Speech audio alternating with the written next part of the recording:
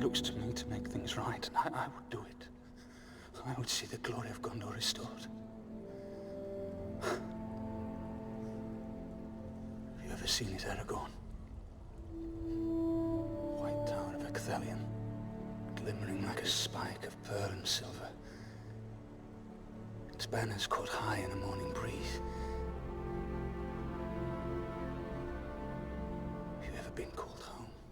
Hi guys, and welcome to another Lord of the Rings Rise to War video. In this one we're going to be talking about Boromir, T1 Mannish Commander and son of Denethor, brother of Faramir.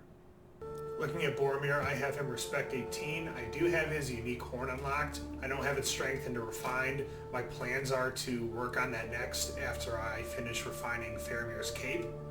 And I think it's a pretty strong unique in terms of being race specific. But looking at Boromir, I think he sometimes gets all the love he deserves, and sometimes I do think people maybe underestimate him. Looking at his skills, I think Boromir has, relatively speaking, a solid lineup in terms of the more points you have is helpful, but you don't need a R25 as a T1 commander to shine. So I think his top R0 is pretty solid because you have two skills here that allow you to double strike enemy units. 2 targets here, 2 targets here. They're both 1-round cooldowns. I think there's a lot to be said about that, especially if you have if you're facing an army that has one frontline unit and a second and the rest is ranged, you're going to be able to hit that range a lot quicker. You also have a disarm skill that not only does damage but causes a debuff to your target to reduce their physical damage on their next attack. So I think that's pretty strong. I think I've seen one report where it caused as much as minus 500% damage, so I think there is a lot of utility to that. And the fact that his top R0 has just 3 actual attack skills instead of something silly is pretty strong. If you don't have a deep commander roster and you do plan to start in Arnor, Gondor, or Rohan, I think there is an argument to be made about going into his R0 bottom tree, Heir, and Nobility. The fact that it gives you a physical defense stackable and it gives you a managed damage offense damage buff, I think there's some synergy there. Is it the best thing he has in this tree? Not really. Is it one of the better skills out there for commanders to take? No. But if you don't have Gandalf the Grey, if you don't have Arwen, if you don't have a sustained commander, I think there's at least an argument to be made about getting physical defense and getting damage increase right from R0, meaning you don't have to go up to R5. That being said, I think Boromir does perform best at R5. I typically skip his R3 tree. I don't mind the sub-skills collaboration and defensive stance, but his Warden title is so crappy. You need 15 points to get a guaranteed 1 instance of damage evasion, and then if somebody uses Pursuit, they just flush your 15 points down the toilet. Not the hugest fan of that. And also the max level effect is melee units, HP plus 2. If you run sharpshooters, if you run Rangers of the North, then that doesn't even apply to that. So I wish it was buffed or changed. I would like it if Warden was allied units 1 chance to evade damage every round. Like that, I think would be arguably worth the 15 points. Going into his R5 is kind of where he picks more steam up. His Horn of Gondor is first 3 rounds, commander and allied units plus 20%. And I like that his max level effect is actually might. I wouldn't mind if this was max level effect first 4 rounds. That'd be really dope. But the fact that he gets bonus might, which will increase not only his damage, but his units, I think synergizes well with the actual effect of his title. Looking into Well Prepared, if you tend to run him with Dunedains, Guards of the Tower, Cavaliers, Cataphracts, or Swan Knights Marshals, I think there's something to be said about taking this Well Prepared, especially if you plan to pair it with Horn of Gondor and Nobility, so you're going to be striking for higher damage. Looking at his bottom R5 skill, Lower Defense, I believe this just affects his commander damage, but that being said, not only are you going to get your normal attack every round, you're going to get quite a few of these top R0 skills. I mean, these are 1-round cooldown, and that's a 2-round cooldown.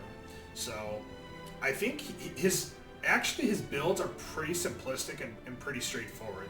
And I think the nice thing is that you don't need, I have him R18, but let's say we drop down 8 points. If I drop down 8 points, I would probably only have So even taking 8 out of here, I would still have 4 points here and 2 points here, but I would still have all his combat skills and his actual major R5 title, which I think is a crucial, taken. So from there, he doesn't need Mondo respect, but I think he gets better with more respect. I also like the fact that his unique equipment is Horn, activates at round 6. So if you kind of look at the synergy between his R5 title, first 3 rounds, 1, 2, 3, you get bonus damage, and then with his Horn, you're picking up more bonus damage for men units at round 6. So you're really only seeing round 4 and 5 not just have base level damage. And then you can even then you can argue if you're running him with Manish units, you're still going to see nobility proccing during those rounds. So I think he has the potential to receive a lot of bonus damage throughout the entirety of the fight, especially as you refine that to get higher. I think he's best served in, I would almost argue he's best served in probably Rohan or Gondor, at least in the sense that I kind of would like to see him, I've only seen him once or twice, I think, used as a cavalry commander, and I did see some interesting reports. Granted, that makes him more expensive to run in terms of resources and time to train those troops, but I kind of wouldn't mind seeing him run Cavalier, Cataphracts, and Marshals. Then again, if you start in Arnor, you could argue that you'll get access to Bree Riders, so Brees, Cavaliers, Cataphracts, or if you wanted to run Gondor, you could do, I guess you could do Swan Knights, maybe Dunes, and then heavy sharpshooters. Swans to protect the Swans to protect the sharpshooters for high damage output during the first 3 rounds, and then the later 6 through 10. And then the Dunedains just for a cross between a semi-DPS unit and also for counteracting enemy ranged units, which I think just makes him a little versatile. How I would recommend equipping him, and I don't normally do this, but I think what we'll do is we'll start with blues and work our way up to purples and then golds. If I was running him, if running him with blues, I would take 2 things. I would either go with a Ranger's Dagger for 1.5% men allied unit damage increase, and it gives you a little bit of might, a little bit of speed, or I would run Uruk-hai Pike, which is just a fatter might increase, and it also gives you Pierce, and the Pierce is a 50% chance as opposed to like a Smite Carver that only has like 35%. So if I was running just commander damage, I'd run Uruk-hai Pike. If I was running like a balanced build, I would probably run Ranger's Dagger. For a piece of equipment, probably would only run Rough Breastplate, and the reason for that is because it gives you the might increase, the army defense melee, and I think the reason I would recommend this is because if you go into well prepared, it's melee units only. And if you're going to go into perhaps running him as a cavalry commander, then at least not only do you have the nobility, a Manish cavalry commander, you have the nobility and everything, but you also have the substat army speed melee +2, which could stack onto your cavalry speed. For a blue helmet, I'm going to run him this. And that way he gets more might, he gets more melee army speed, +4 there. And granted, this is a level 50, it's not cracking 300, but I'm pretty close. There's no blue accessories, unfortunately, but at the very base level, I would probably give him a Mend Hithlane. And in that way, you have more army HP melee, you have might, and you do have a bit of healing. If I was running him as a cavalry commander, I'm going to run Resolve, so I cannot be affected by madness. I would then run, if I'm running melee, I'm going to run Scale Mail with Melee Vigor, preferably for myself, because I want to try to mitigate damage. And then I would run him, you can run him 2 ways, really. If you're going to run a Manish commander, which I think is what he needs to be focused on, probably run him Carver with Men Allied Strength. If you didn't want to run that, you wanted to boost maybe speed, you could run a Cutlass with melee strength, melee might, and then you've got, attack +3 here, you've got defense, you can't be debuffed with madness in the first 3 rounds when you're doing some of your bonus damage from the Horn of Gondor. So I think that's a good way to run him as a cavalry commander for melee, for Manish.